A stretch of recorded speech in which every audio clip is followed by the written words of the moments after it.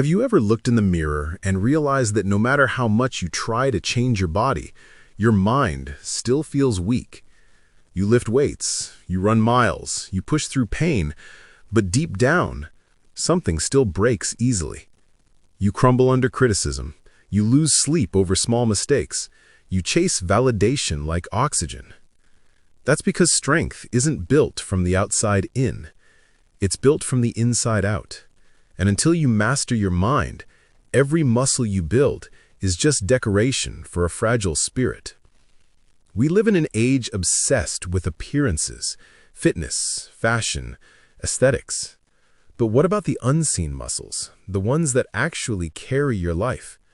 The strength to endure boredom, the discipline to stay calm when you're insulted, the courage to stand alone when everyone else mocks your choices. That's the kind of strength no gym can give you. That's the kind of strength philosophy teaches you to build. Marcus Aurelius once wrote, "You have power over your mind, not outside events. Realize this, and you will find strength." Think about that. Your mind is the one weight you'll always be lifting, and most people never train it. They let their thoughts toss them around like waves in a storm, emotions controlling every decision, fears controlling every dream. They call it instinct, but really, it's weakness disguised as nature. You can have a perfect body and still be enslaved by your emotions. You can look powerful and still feel hollow. Nietzsche warned about this too. He said the modern man is tamed, strong in appearance, but weak in spirit. He lifts iron but not burdens. He chases pleasure but avoids pain. He wants greatness without suffering. But you can't sculpt a strong soul in comfort. A strong mind is carved in silence, forged in doubt, and tempered by failure. So let's talk about what it actually means to build a strong mind. It's not about pretending to be unbothered. It's not about suppressing your emotions. It's about learning to hold chaos without breaking. Imagine you're standing in the middle of a storm. The winds of fear, regret, and anger try to knock you down. A weak mind fights the storm. It panics, it resists. A strong mind simply stands still. It lets the storm pass through, knowing that peace is not the absence of chaos, it's the mastery of it. That's what the Stoics trained for. They woke each morning imagining the worst that could happen, not to be negative, but to be prepared. They didn't want control over the world. They wanted control over themselves. They believed that the greatest muscle you can train is acceptance. Let me tell you a story. There was once a man named Epictetus. He was born a slave. His master broke his leg, leaving him crippled for life. But Epictetus didn't see himself as a victim. He said, "You may fetter my leg, but not my will." That's real strength. Because your body can be limited, but your will, if trained, is unbreakable.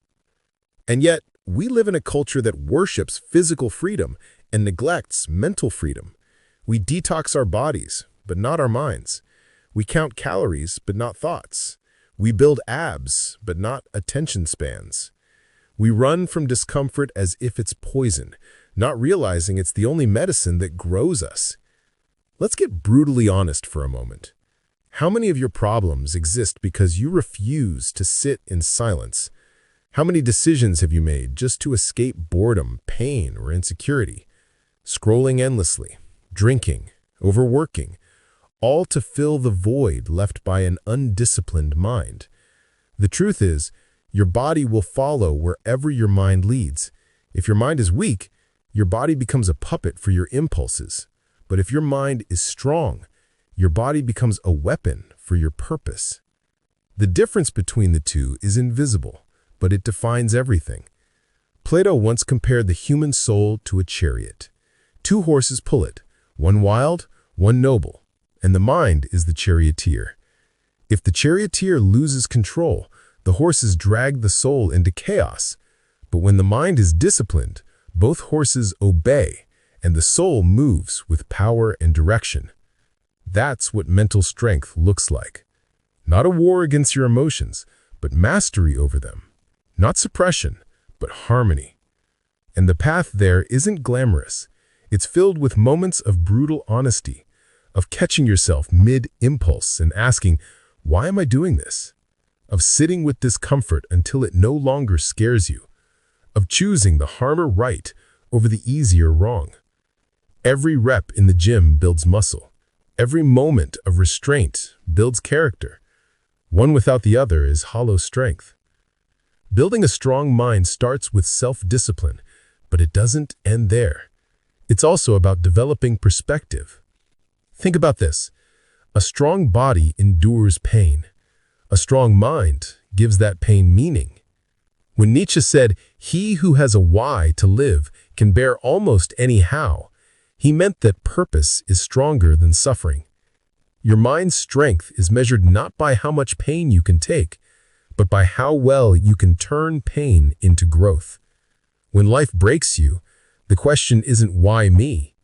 It's, what is this teaching me? That's mental strength. Not resistance, but transformation.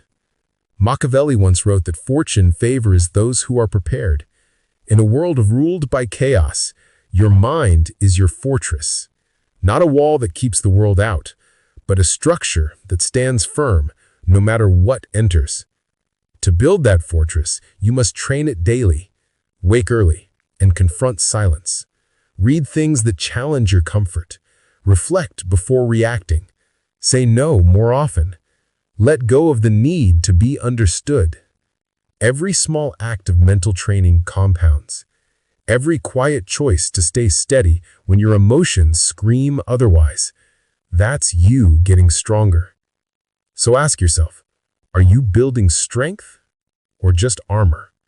Because armor hides weakness. Strength transforms it. A strong mind doesn't need validation.